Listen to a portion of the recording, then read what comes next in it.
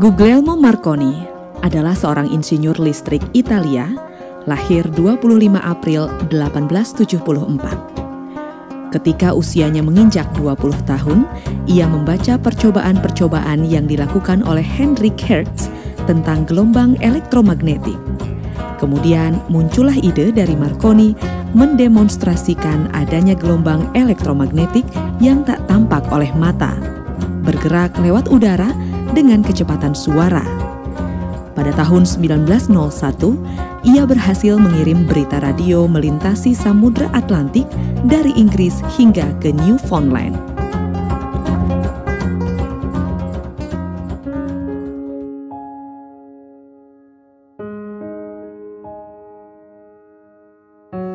Siaran radio yang pertama di Indonesia melalui Nederlands-Indië atau Hindia Belanda ialah Bataviase Radio Vereniging atau BRV di Batavia atau Jakarta tempo dulu, yang resminya didirikan pada tanggal 16 Juni 1925. Beberapa radio itu antara lain Nederlands-Indische Radio Omroep Maastricht atau NIROM di Jakarta, Bandung, dan Medan, Sollige Radio Vereniging atau CRV di Solo, Mataramse Vereniging voor Radio Omroep atau MAVRO di Yogyakarta, Vereniging Oosterse Radio Luisteraars atau VORO di Bandung, Vereniging voor Oosterse Radio Omroep atau VORO di Surakarta, Chinese en Inheemse Radio Luisteraars Vereniging Oost-Java atau SIRVO di Surabaya, Eerste Madiunse Radio Omroep atau EMRO di Madiun, dan Radio Semarang di Semarang. Sebagai pelopor timbulnya radio siaran usaha bangsa Indonesia ialah Sollige Radio Vereniging atau CRV yang didirikan pada tanggal 1 April 1933. Mangkunegoro VII, seorang bangsawan Solo, dan Insinyur Sarsito Mangunkusumo adalah tokoh yang berhasil mewujudkan SRV. Pada tanggal 29 Maret 1937, atas usaha anggota Volksraad M. Sutarjo Kartokusumo dan Insinyur Sarsito Mangunkusumo, diselenggarakan suatu pertemuan antara wakil-wakil radio ketimuran bertempat di Bandung. Wakil-wakil yang mengirimkan utusannya ialah VORO Jakarta, VORL Bandung, MAVRO Yogyakarta, SRV Solo, dan SIRKO Surabaya.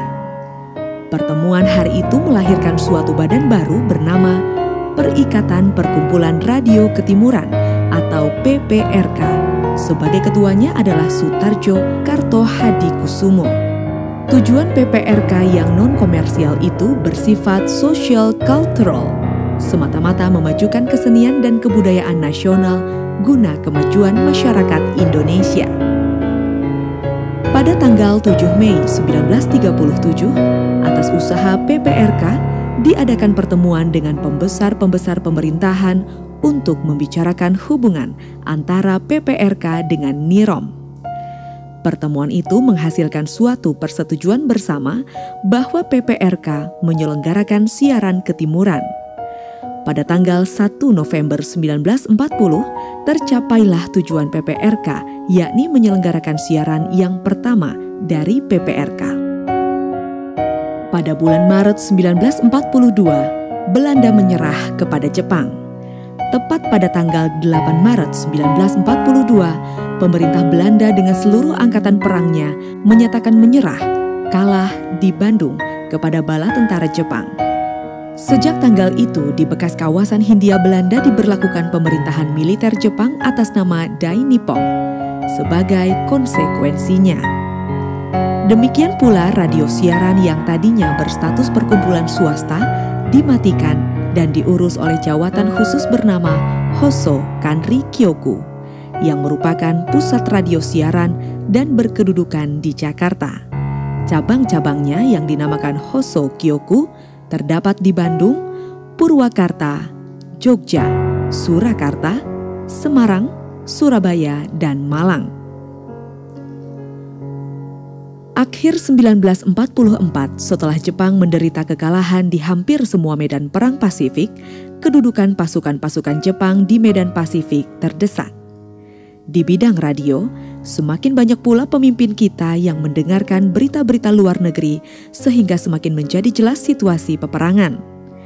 Di kalangan orang-orang radio, situasi ini mulai diperhitungkan kemungkinan-kemungkinan apa yang akan terjadi dan apa pula yang harus dilakukan mengingat radio merupakan sarana komunikasi massa yang ampuh.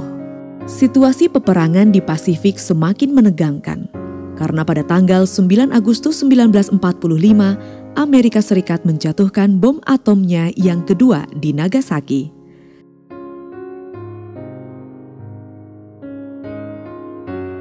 Dan hari berikutnya, pada tanggal 15 Agustus, Radio Tokyo menyiarkan kesediaan Jepang untuk menyerah menurut pasal-pasal perjanjian Potsdam.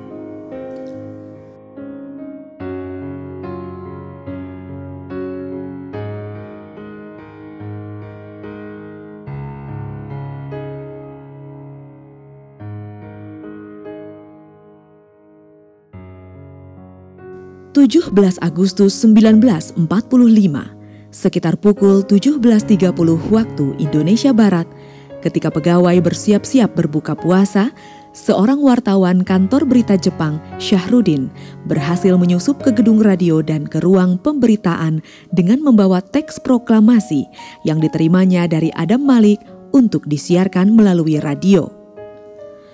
Pada pukul 18 waktu Indonesia Barat, petugas pemberitaan, siaran, dan teknik berunding di ruangan pemberitaan untuk mencari kesempatan menyiarkan teks proklamasi.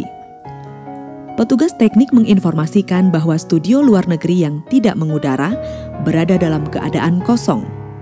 Studio itu dapat dipergunakan dan petugas teknik mengatur line modulasi dari sana bisa langsung ke pemancar 10 kW yang terletak di Tanjung Priuk. Tepat pukul 19 waktu Indonesia Barat, teks proklamasi dibacakan secara bergantian dalam bahasa Indonesia oleh Yusuf Rono Dipuro dan dalam bahasa Inggris oleh Suprapto. Penyiaran teks proklamasi tersebut melalui radio di Jakarta berlangsung berkali-kali selama 15 menit dan pembacaan yang sama dilakukan juga oleh Radio Bandung. Pada pukul 20.30 waktu Indonesia Barat, para kampetai datang ke ruang pemberitaan karena peristiwa penyiaran teks proklamasi telah diketahui oleh Jepang dan menyiksa seluruh petugas radio yang menyiarkan teks proklamasi. Hal yang sama juga dialami oleh Radio Bandung, dihentikan pada pukul 21 waktu Indonesia Barat. Pada tanggal 11 September sore, pukul 17 waktu Indonesia Barat, delegasi radio sudah siap di bekas gedung Radvan Indi Pejambon diterima oleh Sekretaris Negara. Delegasi radio yang ikut dalam pertemuan itu adalah Dr. Abdul Rahman Saleh, Adang Kadarusman, Suhardi, Sutarji Harjo Lukita, Sumarmadi, Sudomo Marto, Harto, dan Maladi. Dr. Abdul Rahman Saleh adalah ketua delegasi. Dalam pertemuan itu telah diuraikan garis besar rencana sebagai berikut. Tentara Inggris sebagai kuasa sekutu akan mendarat di Jakarta pada akhir September. Akan terjadi bentrokan-bentrokan antara pasukan Inggris dengan Laskar Rakyat. Rakyat menganggap kedaulatan Republik Indonesia akan terganggu dan dilanggar dengan masuknya tentara asing di wilayah Republik Indonesia. Setelah tentara Inggris menyelesaikan tugasnya, mereka akan diganti dengan tentara Belanda yang pasti akan ditentang oleh rakyat Indonesia. Pertempuran besar-besaran akan berkobar di seluruh Indonesia. Menghadapi kemungkinan-kemungkinan tersebut, kekuatan utama bagi Republik Indonesia adalah rakyat. Adalah kewajiban pemerintah untuk memimpin perjuangan dan menggerakkan kekuatan rakyat dengan strategi dan taktik yang tepat. Berdasarkan pemikiran dan perhitungan tersebut, para pemimpin radio dari 8 Hoso Kyoku di Jawa bertekad untuk mengorganisir siaran radio sebagai alat perjuangan dan alat komunikasi dengan rakyat. Studio dan pemancar-pemancar radio Hoso Kyoku akan dijadikan modal operasi persatuan tersebut yang akan menuntut penyerahan alat-alat tersebut dari Jepang. Tepat pada pukul 24, rapat dimulai. Bertempat di rumah Adang Kadarusman di Menteng Dalam dipimpin oleh Dr. Abdul Rahman Saleh yang hadir waktu itu. Jakarta.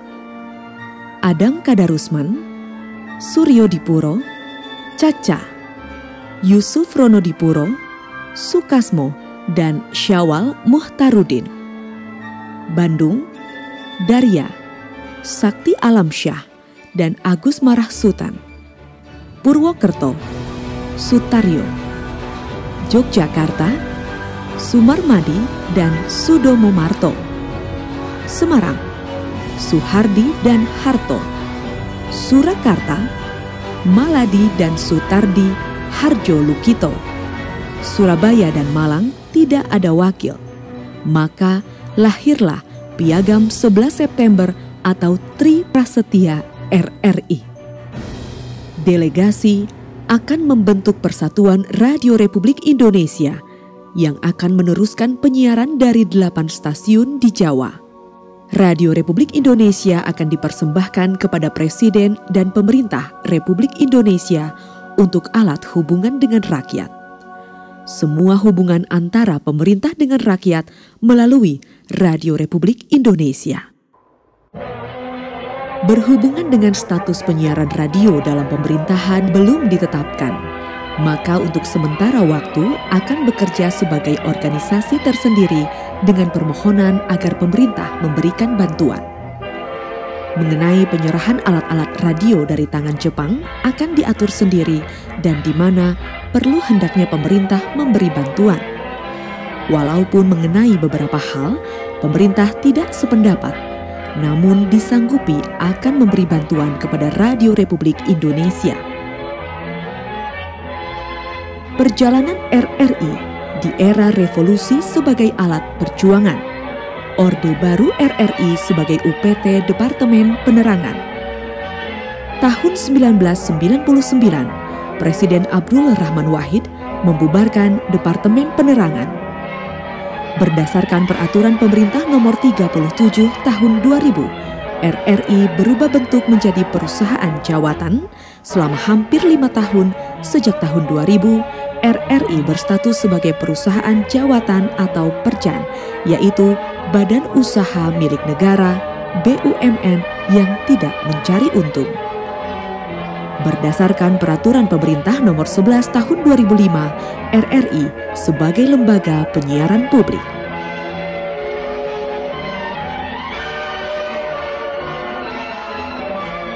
Sekali di udara, tetap di udara.